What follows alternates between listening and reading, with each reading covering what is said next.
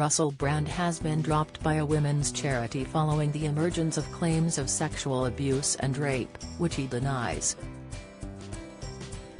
The 48-year-old comedian was the subject of a Channel 4 Dispatches program, which aired last night following a joint investigation with The Times, Sunday Times, and Dispatches, and saw 4 women accuse Brand of a number of incidents including rape and sexual assault. Before the documentary aired, Brand took to his YouTube channel to deny the serious and criminal claims and insist, "The relationships I had were absolutely always consensual." Following the airing of the documentary and release of the article, in which a string of bombshell allegations have been made against the star by 4 unnamed women, women's charity Trevi has ended their association with him. The Women's and Children's Charity, which supports disadvantaged women being affected by violence and abuse, worked with Brand for more than a year before the allegations surfaced. The charity released a statement on their Instagram page. It reads, "We are deeply saddened and upset by the stories reported on this evening's Channel 4 Dispatches program regarding Russell Brand. Russell became aware of our charity in 2022 after hearing about some of the incredible mothers we have helped to become drug-free over the years. He wanted to support our cause and raise money through his Stay Free Foundation. Today's media revelations have been difficult to process, but our priority remains and continues to be the safety and well-being of all women and girls now and in the future. We have ended our association with Russell Brand and the Stay Free Foundation. As a charity whose values put women's voices at the heart of what we do, we always prioritize supporting women affected by violence and abuse and empower them to live without violence and fear. We understand that for some women, today's media content could be triggering, and for those who may need support, please contact the Survivor Pathway."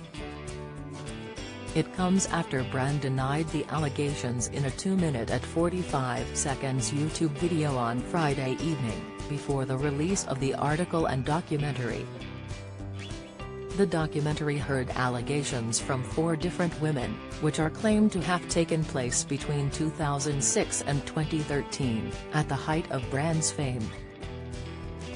He said, "Now, this isn't the usual type of video we make on this channel where we critique, attack and undermine the news in all its corruption, because in this story, I am the news.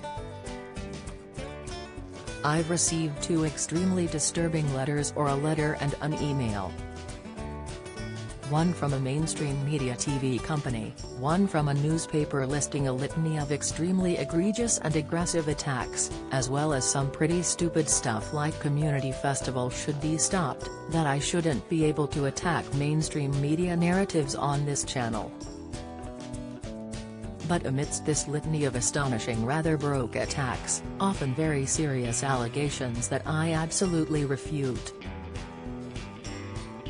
These allegations pertain to the time when I was working in the mainstream, when I was in the newspapers all the time, when I was in the movies. And as I've written about extensively in my books, I was very, very promiscuous. Now, during that time of promiscuity, the relationships I had were absolutely always consensual. I was always transparent about that. Then almost too transparent, and am being transparent about it now as well. And to see that transparency metastasized into something criminal that I absolutely deny makes me question, is there another agenda at play? Particularly when we've seen coordinated media attacks before, like with Joe Rogan, when he dared to take a medicine that the mainstream media didn't approve of, and we saw a spate of headlines from media outlets across the world using the same language. I'm aware that you guys have been saying in the comments for a while, "Watch out, Russell. They're coming from you. You're getting too close to the truth." Russell Brand did not kill himself. I know that a year ago there was a spate of articles. Russell Brand's a conspiracy theorist, Russell Brand's right-wing.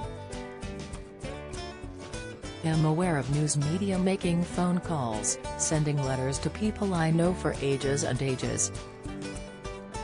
It's being clear to me, or at least it feels to me like Terry's a serious and concerted agenda to control these kind of spaces and these kind of voices.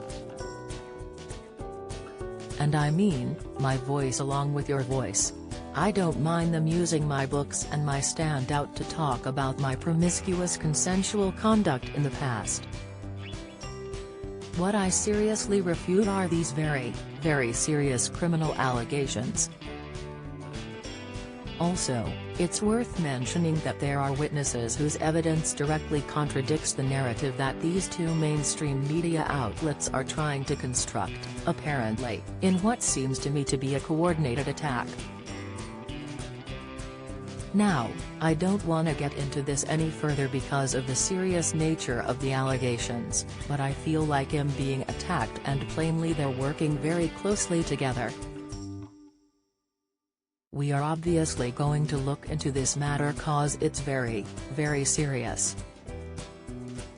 In the meantime, I want you to stay close, stay awake, but more important than any of that, if you can, please stay free. If you've been a victim of sexual assault, you can access help and resources via www.rapecrisis.org.uk or calling the National Telephone Helpline on 0808 802 9999.